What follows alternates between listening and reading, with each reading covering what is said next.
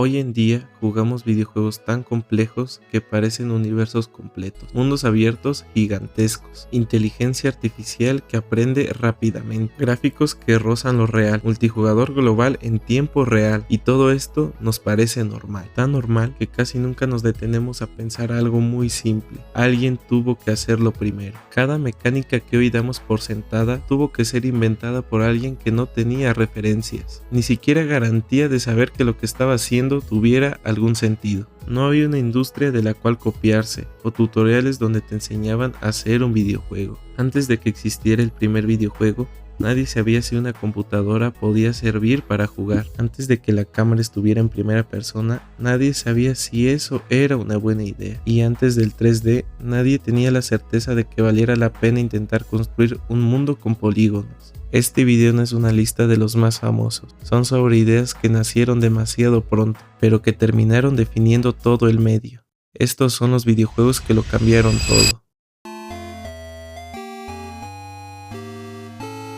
Estamos en 1952. La Segunda Guerra Mundial acaba de terminar hace apenas unos cuantos años. Las computadoras existen, pero no son personales ni comerciales, ni siquiera creativas. Eran máquinas enormes, costosas y exclusivas diseñadas para cálculos científicos y militares. En ese contexto aparece Alexander Douglas, estudiante de doctorado en Cambridge. No era diseñador ni programador de videojuegos, era un matemático interesado en investigar la interacción del humano con las computadoras. Douglas no quería hacer un juego, quería demostrar una teoría. Trabajaba con la ETSAC, una de las primeras computadoras electrónicas programables. La ETSAC ocupaba una habitación completa. Necesitaba varias personas para operarla y funcionaba con válvulas de vacío, que funcionaban como los transistores de la tecnología actual. Sin embargo, estas válvulas eran grandes, frágiles, generaban muchísimo calor y fallaban constantemente. Programar algo en la ETSAC no era algo cómodo, era lento, costoso y físicamente muy demandante. También, en ese momento no existía la memoria RAM, bueno, al menos como la conocemos hoy en día. La ETSAC usaba líneas de retardo de mercurio, donde los datos viajan en forma de pulsos eléctricos a través de tubos llenos de mercurio líquido. Eso significa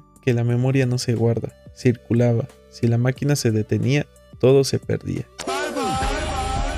Además, la pantalla no estaba diseñada para mostrar gráficos, era una pantalla de depuración, pensada para que los ingenieros revisaran si el programa estaba funcionando correctamente, por lo que servía para ver los estados internos del sistema. Y aún así, Douglas decidió usar esta pantalla para mostrar un tablero de 3 en raya, o como yo lo conozco, gato y el ratón. Pero algo muy interesante es que la computadora no solo mostraba el tablero, sino que también jugaba contra el humano. La computadora analizaba el estado del juego y elegía un movimiento entre los posibles, por lo que Douglas la programó para no perder. Como mínimo conseguía un empate, y si el jugador se equivocaba, aprovechaba para ganar. El jugador no tenía teclado ni mouse.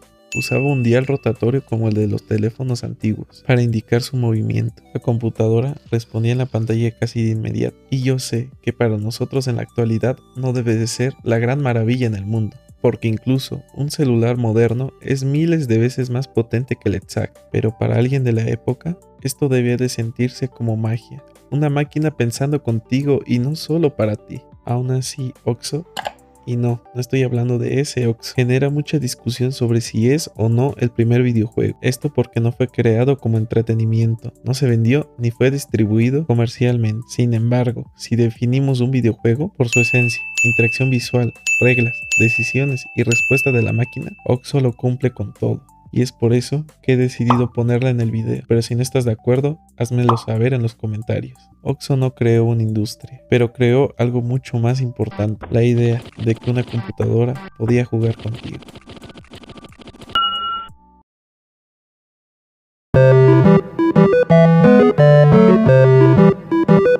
A principios de los años 70, el auge de los videojuegos empezaba a explotar y los arcades comenzaban a popularizarse. En este contexto nace Maze War, desarrollado por Steve Colley, Greg Thompson y Howard Palmer. Y aquí hay que dejarlo claro, Maze War no fue un pequeño avance, fue un salto temporal. Maze War hizo algo que hoy parece obvio, pero para el momento en el que estaba fue algo radical: colocar la cámara dentro del personaje. El jugador no veía el juego desde afuera, sino que estaba dentro de él. Las computadoras IMLAC PDS-1 donde fue desarrollado el juego, no tenía la potencia gráfica ni la memoria suficiente para generar un 3D real, por lo que los desarrolladores construyeron una ilusión extremadamente inteligente, laberintos hechos de líneas simples que el cerebro interpretaba como un espacio tridimensional. Funcionaba tan bien que el jugador podía sentir orientación, distancia y profundidad.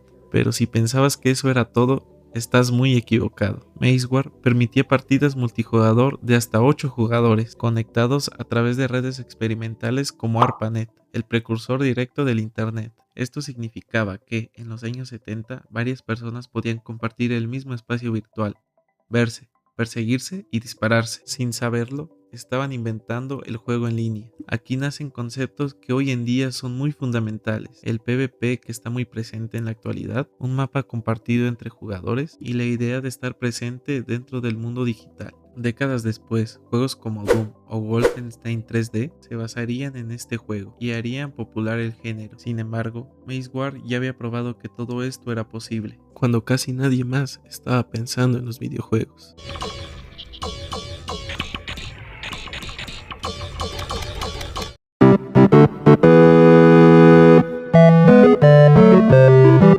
Para 1983, los videojuegos ya eran una industria establecida, pero gráficamente, el 3D seguía siendo un truco, proyecciones falsas o efectos que simulaban profundidad. iRobot rompió con todo eso. Diseñado para las arcades de Atari, iRobot fue el primer videojuego comercial en utilizar gráficos 3D, o sea, que ya utilizaba polígonos sólidos, renderizados en tiempo real, no simulaciones o ilusiones 2D que trataban de representar el 3D. La máquina que corría el juego tenía un hardware dedicado exclusivamente a hacer cálculos tridimensionales, algo que era extremadamente inusual para la época, por lo que en cierta medida permitía rotar la cámara o cambiar el ángulo de visión, algo que hoy en día es muy básico y hasta el estándar, pero en su momento era casi incomprensible. El juego era abstracto, extraño y hasta exigía que el jugador entendiera un nuevo lenguaje visual, y lamentablemente ahí fue donde estuvo el problema. iRobot fue un fracaso comercial, no porque fuera malo, sino porque pedía demasiado a una audiencia que todavía no tenía referencias para entenderlo. Pero su legado es incuestionable, ya que demostró que el futuro de los videojuegos sería tridimensional.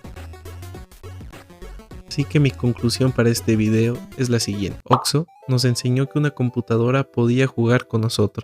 Maze War nos metió dentro del juego, cuando casi nadie más estaba explorando los videojuegos. Y iRobot nos mostró que el mundo 3D no era una ilusión, sino un camino inevitable.